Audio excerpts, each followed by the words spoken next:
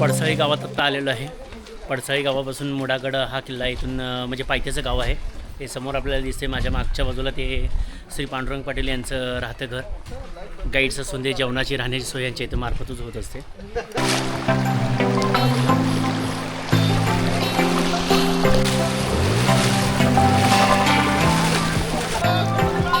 Hello,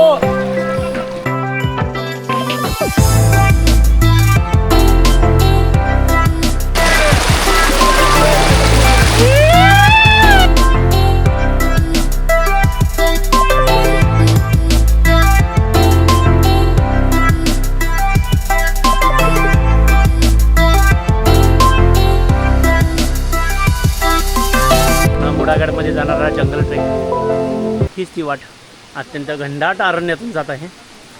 आणि आपले शिलेदार, शिवभारतीचे सर्व शिलेदार खाली उतरत आहेत. अत्यंत रोमांचकारी अशी मस्तपैकी अविस्मरणीय अशी वाट.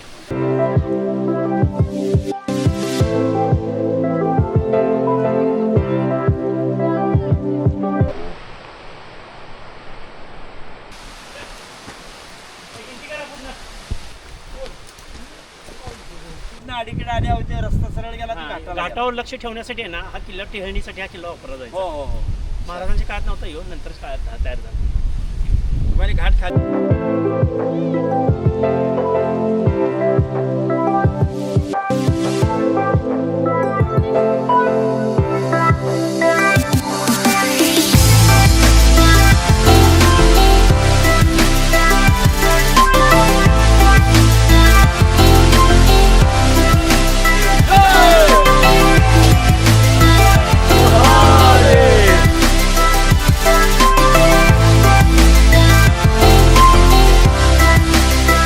पडसाळी गावापासून आम्ही 1 तासाची चढाई करून गडाच्या समीप आलेलो आहेत. हे दगड वगैरे तटबंदीचे थोडे अवशेष पण दिसत आहेत. घनदाट अरण्यातून हा सगळा मार्ग आहे. गडावरची जाण्यासाठी मुख्य जी चढाई आहे त्या चढाईपाशी आता आम्ही आलेलो आहे. आणि आता इथून आपण वर जाण्यास सुरुवात करत आहोत.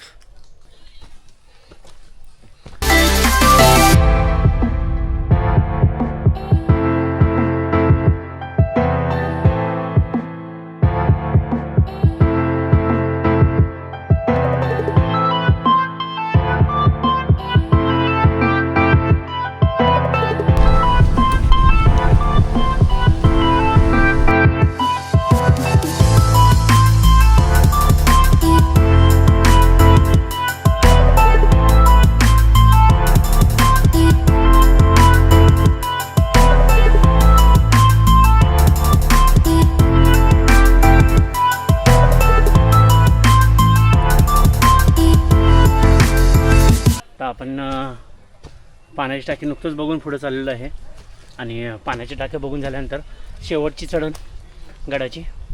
आणि गडाची चढण चढल्यानंतर आपल्याला परमपवित्र असा आपला भगवा ध्वज नजरेस येत आहे.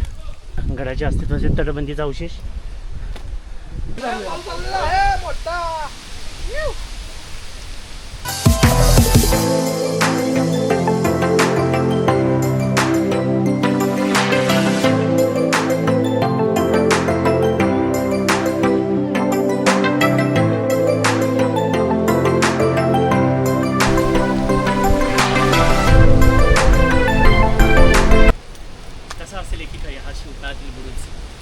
किती सुंदर आणि किती असा मस्तपैकी असा बघण्यासारखा पूर्णपणे दगडी लालसर चिरा वापरून हा गड तयार केलेला आहे.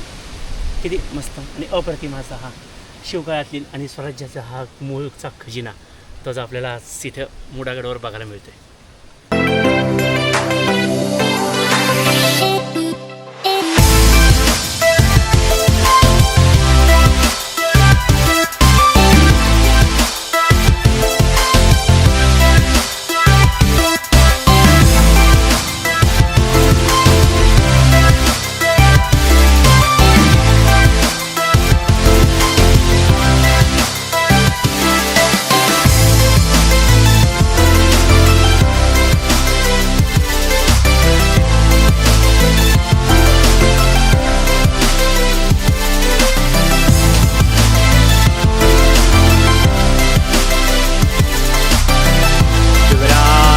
शिवरायांचे आठवावे रूप, शिवरायांचा आठवावा प्रताप, शिवरायांचा आठवावा साक्षेप भूमंडळी, शिवरायांचे कैसे बोलणे, शिवरायांचे कैसे चालणे, शिवरायांसी सलगी देणे कैसी असे, सकल सुखांचा केला त्याग, म्हणून साधिजे तो योग, राज्य साधनांची लगबग कैसी केली, याहुनी करावे हत्ती तलाव.